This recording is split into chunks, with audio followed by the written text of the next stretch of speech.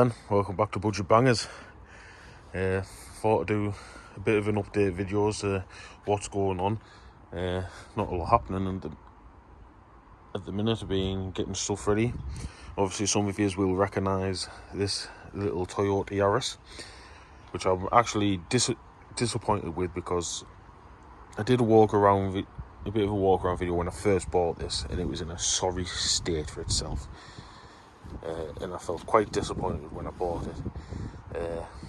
But I bought it and I was stuck with it, so I had to do something with it. It's a cracking little car, 65,000 miles. It's basically finished. I've just put it up for sale. It's had new distance pads, it's had a bit of body work to tidy it up and things like that, but nothing too crazy.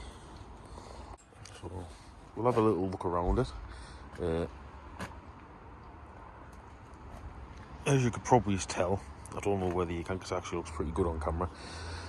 I've done a little bit of paint work to this wing. You know, the big old dent in it, and I thought it was going to have to get tossed in the bin, but I managed to work my magic and bring it back around. It's had things like the bumper corners have been painted and things like that, and other than that, it's just basically had a good old clean up, which I'm going to have to say my paint work actually has come along quite a bit. The only thing that I haven't been able to sort really is this. I've got a bit of a dent here, which isn't too major. Yeah, what a cracking little car it is. I'm very happy with it. It's going up, or it is up, shall I say, for 11,955. It's MOT till May. Most of the advice has been done. He was advised on distant pads, he was advised on brake pipes covered in grease, so I've gave them a good clean off and a bit of a paint and do the job properly. The only thing I haven't done is it was advised on corrosion, on the floor being corroded, which if I had a ramp I'd get underneath it and schultz it and underseal it and things like that, but I just don't have the facilities to do that. And to be fair, you're going to have a bit of corrosion on the floor on a car like this. I'm going to do some work to the camper today.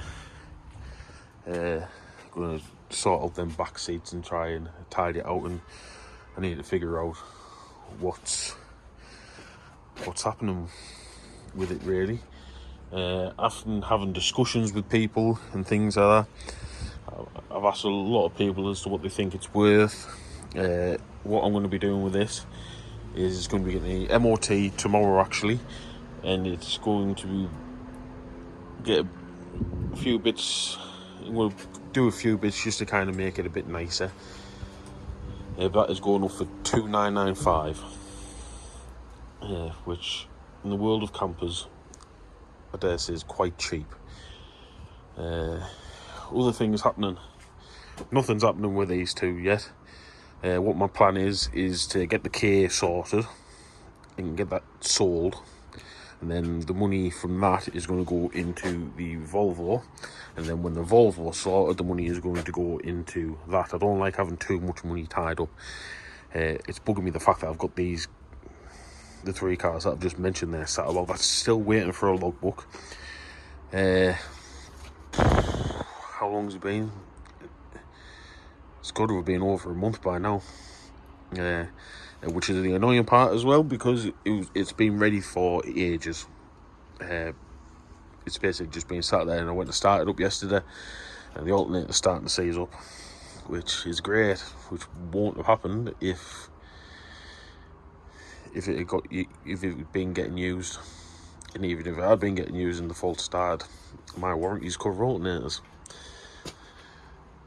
which is great, which is pretty much going to decimate any sort of respectable profit out of that. People always say Kias are good cars to sell. My experience with this one has not been a good one. But yeah, the Astra, that's annoying me because it's on the back burner, because I want to get these ones sorted and work my way through. We'll have a wander down, see what I've got out in the street. Right, nothing exciting going on here. The Kia, the one that started the channel, still a cracking car.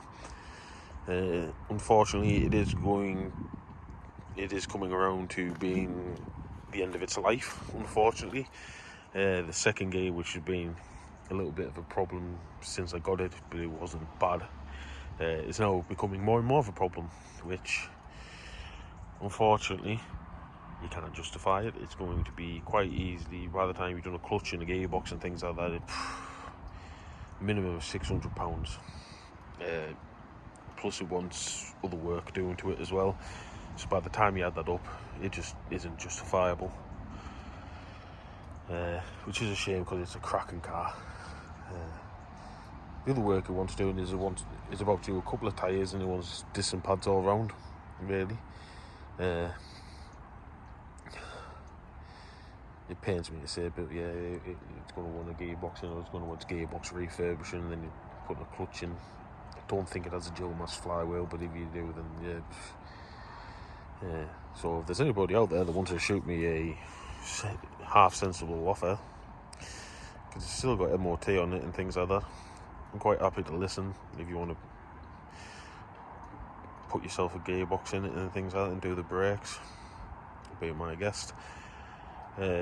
Truck is getting a start motor fitted to it today. I do it myself, but I'm not laying around in puddles underneath that thing. The Volvo, which is something that hasn't featured yet. I don't even know if the battery's going to be dead or not. Quite simply, once a clutch in it, I'd be half tempted to put an MOT on it as well. Recommended retail's £2,000 for that still, which is a decent amount of money. It wants things, to say, if you wanted it to be perfect, you've refurbished the alloy wheels. Inside, it's a decent car. It wants a tidy like they all do. See if we can get any life out of this clutch. Well, it's started up on the money. It's even got good diesel in it. Oh, if this gets a clutch in, I'll be using this for a little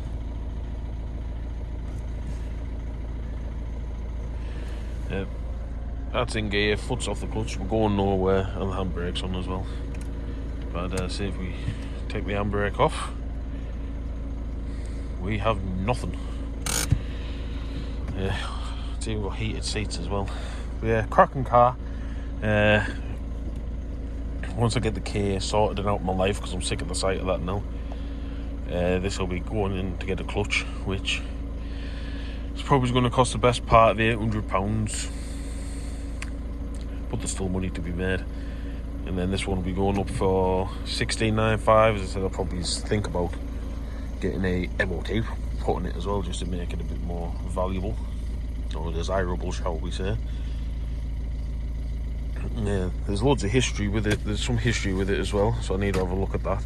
Don't know whether it's had a belt or not. But again, if we're going to do it, if we can do it right, we'll do it right. By the time we put the clutch in and things like that, I don't know whether the margin's going to be in it to put the belt in, but it's going to be going up for $16.95, which is well below the recommended retail for it. Because clutch, possibly wheels refurbing. This is an e-drive and they have horrible wheels on them, so I don't know whether it's going to be worth seeing how much I can get all of a different set of wheels for it if I decide to go down that route or not, or whether I can just tidy them up myself a little bit. Some of them are alright, it's mostly that other side where they want doing.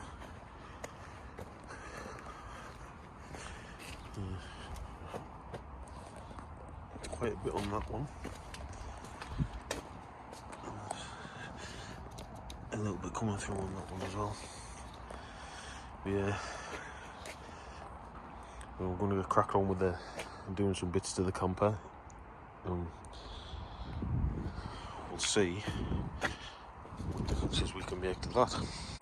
Right then, look like a bomb's gone off in here, but it's because I have took the curtains down and I've gave them to my mother,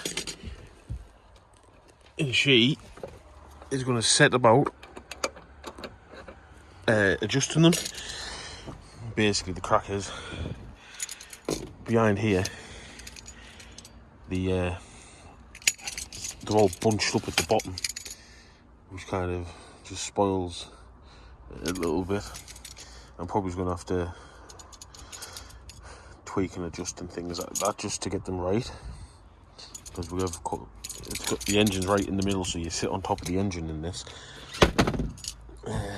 So it's quite bulky, but I'll try and get it adjusted to the point where I think I've got them so they're going to be like here. But what we're going to do right now is we're going to get these horrible covers off and brighten it up a lot. And then also, as well, there's one thing I've noticed. Yeah, there's one thing I noticed that I never mentioned on the video. It's got a household socket. And you've got a plug into the bottom. I'm imagining for a generator or something like that. I don't know whether you want to put leisure batteries and things like in something like this. I would have thought it'd be a good idea. But yeah, we'll get these covers off and we'll see how much of a difference that makes. Right then, look at the difference that has made. It just brightens up the whole back of this camper. I can see why the covers have been put on, because they are getting a bit threadbare in places. Yeah, I don't know what to do about that really. Yeah, I think it might be a bit too frayed around the edges to stitch back up, and if you do, the fabric's probably going to be too tight, so it's just going to put the stitching again. I'll have to speak to my mother, see what she thinks, see what can be done about it. But really, all these want is they want a quick chuck in the wash. They're just a bit dirty and grimy. Yeah, but that there has elevated the whole back of this, which is happy. And once them curtains are in, it's going to look really nice. Somebody in the comments of the last video said that it's a shame it's not being done right, or it's not a proper camper, so it's not being done to a good standard. Really, I think it's been done alright. It does what you need. I'll be honest, with a good clean out, I think this thing is going to be good for somebody. There are things I would do differently, but when you're doing these sort of conversions, there's always going to be something you'll do differently to somebody else. Really, when the conversion's been done, I would say it's been done how they've wanted it when they've done the conversion. I want to see if there's somewhere out the way I could stick these, because there must be a hidey hole somewhere for them. Maybe even just lay them down underneath the couch, and that'll brighten it up a little bit more. Right then, yeah, so the more and more I look with this thing, the better it's getting for me. Now we've got rid of them boards, and I've kind of crudely stuffed them underneath there. I couldn't find any decent hidey holes here, but even look, somebody's even put little hidey holes in here as well, where you can put your bits and pieces. Yeah, I hope this thing flies through the test alright. I don't want to be spending too much on it, but realistically, if I can spend money back here rather than on the mechanicals, I think it'll make it a bit more desirable. you know, looking into thinking about getting an awning for it. Maybe make a few little changes back here just to tidy it up. I don't know whether I'll be able to get new covers. I don't know whether they've got the measurements on a tag somewhere or something, or where you would get them from or anything like that. So we'll have to look into that. Yeah, it just wants the money spending in the right places for me. If we can save on the mechanical side, and we can work on the bit that makes it the valuable part, the camper part, I think we'll do all right. Or I will, shall I say. But overall, I'm happy. The more I look, the happier I'm getting. It's all people keep on talking to me about. You could even use the backs of the seats as little hidey holes for things. We've already got stuff back here. What have we got? Rubbish. So